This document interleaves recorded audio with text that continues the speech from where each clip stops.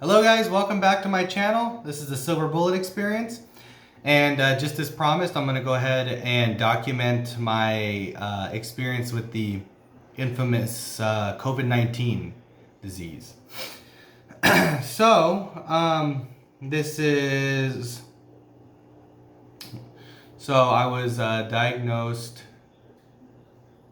or I was confirmed positive on the 1st. We are on the 4th now. We're day 3, right? Yeah, day 3 or day 4. No, day 3 of my regimen. And I'll tell you, one of the only things that I've changed so far since we last spoke is I've upped my UIs of vitamin D. So I was currently taking at that time 2,000 UIs per day. Now, bear in mind, I don't practice medicine or anything like this. Everything that I'm telling you is purely anecdotal information that seems to be working for me. I don't even really recommend it. It's just what I'm doing. But anyway, I upped my dosage, so now I'm taking 3,000 UIs of vitamin D per day. I'm still sticking to the same regimen otherwise. Still using, still taking about a teaspoon to 2 teaspoons of honey, along with the elderberry, drinking lots of water,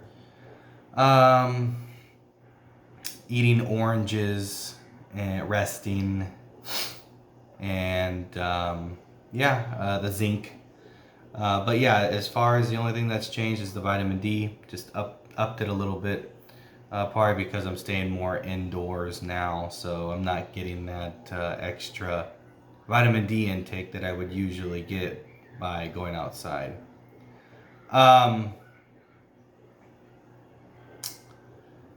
So, how have I felt since we last spoke?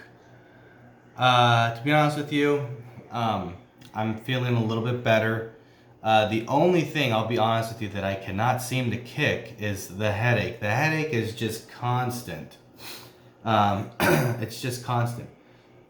So, I do take, I've been taking some acetaminophen here and there for that. The elderberry as well, drinking water, trying to take it easy a little bit. But the headache, for whatever reason, I mean, I can get rid of most of it, as far as the headache itself, but it still always seems to linger around. Right now it's actually kind of gotten a little bit worse, so I probably need to take something for it again. I have noticed that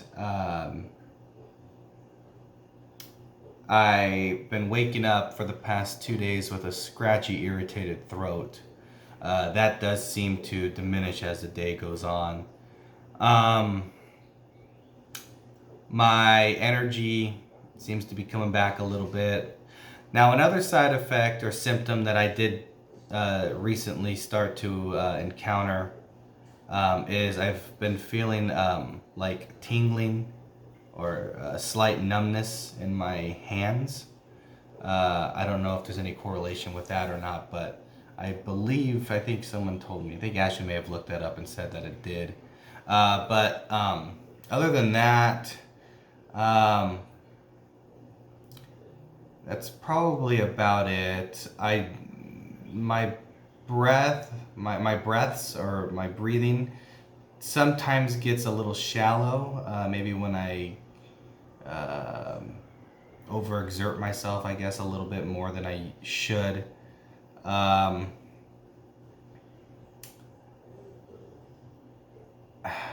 fevers haven't really been there.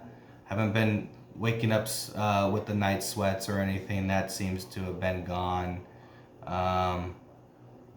Yeah, all those other symptoms except for those symptoms I just named, seem to be in the rearview mirror. I seem to be getting... Ashley was actually cooking. She was smashing some garlic cloves, and I seem to have smelt that. So maybe my smell seems to be coming back a little bit. Not so much, but a little bit. And the taste, I cooked some bacon. I could taste that the bacon was a little salty, so maybe my taste buds are starting to wake up again. I don't know. But aside from that, I would say as of right now, it kind of feels like I have a sinus infection. I just have pressure right here. It just doesn't seem to go away. A little bit right here. I do have a coughing spell here and there, but they don't last very long. Not more than maybe 10 minutes. Yeah, other than that, I would probably say, I mean, compared to other symptoms, some symptoms that other people may have encountered during their experience with disease, I'd probably say my symptoms are probably sliding into the mild category. Yeah, so the regimen that I seem to be taking seems to be working for me. Like I said, I probably wouldn't even recommend it, but this is just the thing that I'm taking, and haven't been taking any antibiotics or anything. Yeah, I wouldn't say I'm totally out of the woods yet. I mean,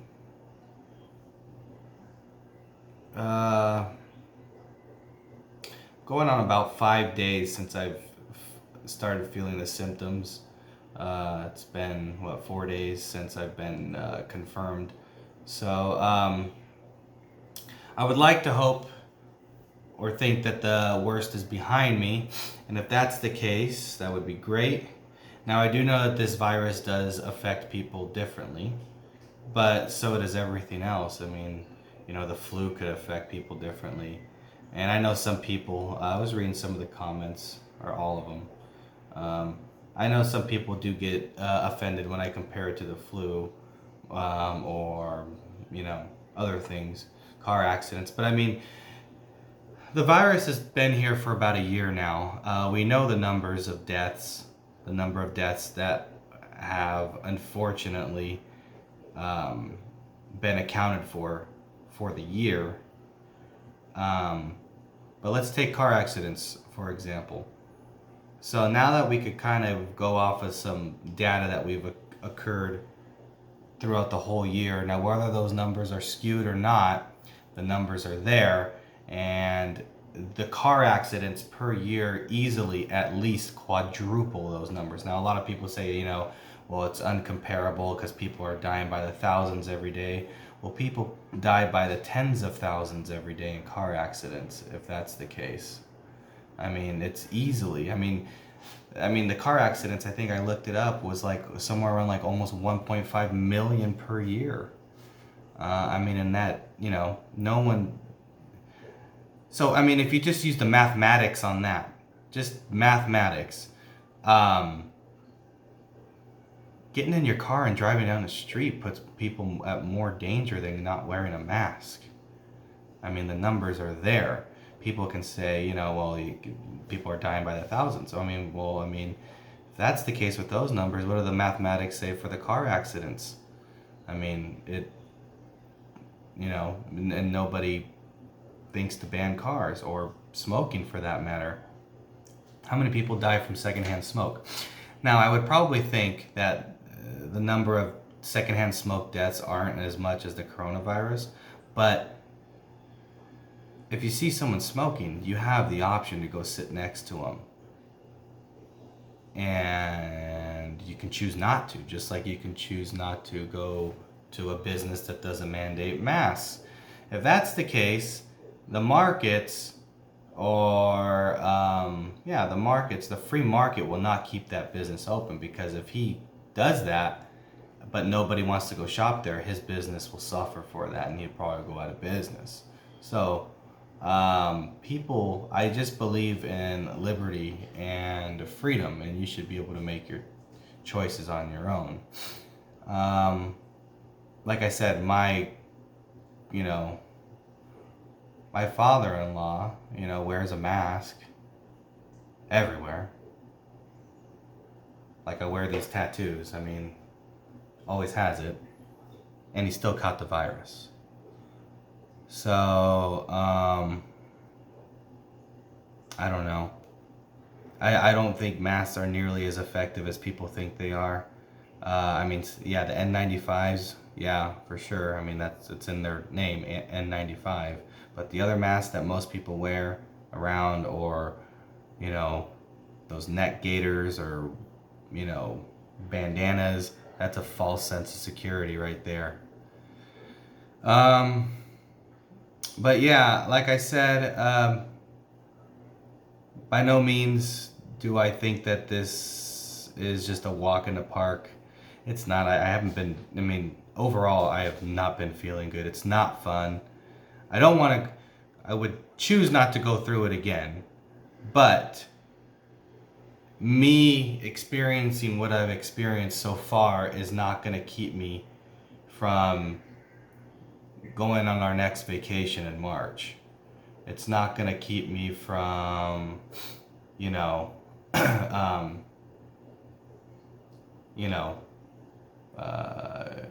know, traveling to different places. It's not going to keep me from, you know, being more afraid of the virus prior to catching this. It's not going to persuade me to get the vaccine. You know, which that's another thing that doesn't make any sense to me. I don't know if I brought it up in the last video, but maybe if someone, you know, would like to, you know, disagree with me on this in the comments, that would be fine. The hospitals, they say, are overwhelmed right now with a virus that has about a 99% recovery rate. Now the vaccine has a 90 to 95% success rate. Oh look, the gear is here.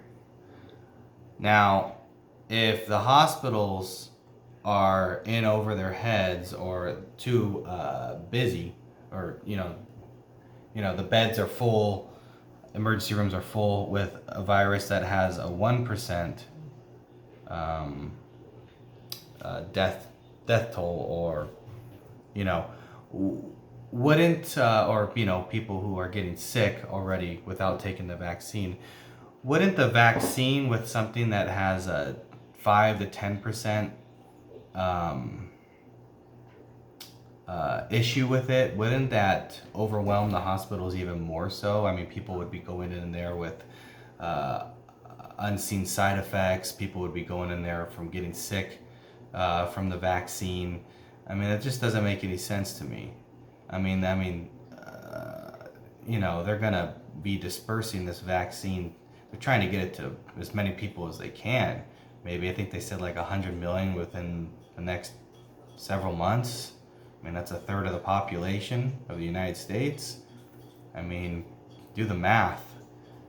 That could easily overwhelm the hospitals. But anyway, like I said, my views still stay the same on it. I'll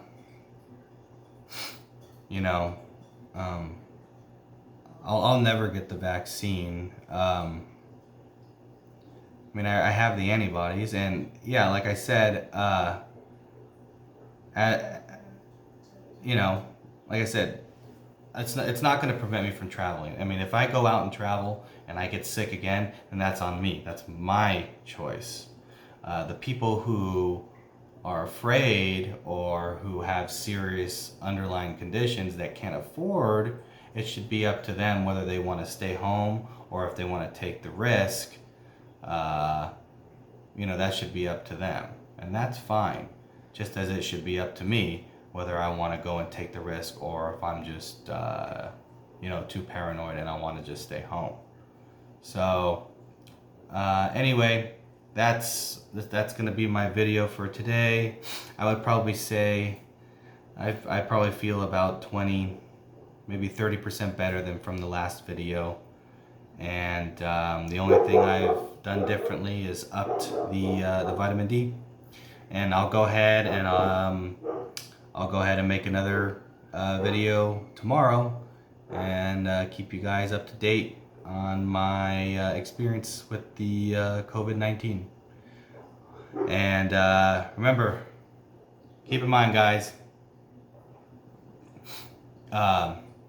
I'm going to be keeping a thumbs up, thumbs down ratio. I'm going to keep it up. You know, it doesn't, you know, it doesn't bother me if my thumbs down ratio is significantly higher than my thumbs up. I'm not, that's fine. If, you know, I keep most of the comments up unless you say something disrespectful regarding my family or my kids. You can even really target me, and I really wouldn't. So this is, for the most part, a very open platform, and so I'm a free believer, or I'm a big believer in free speech, unless there's like doxing or anything like that, or like I said, something that's nasty or disrespectful about my kids or family. Other than that, everything is, you know, fair play. And keep in mind, when you guys watch my videos, they're probably going to be controversial. So anyways, guys, you stay safe out there, and I will see you in the next video. Okay, bye guys.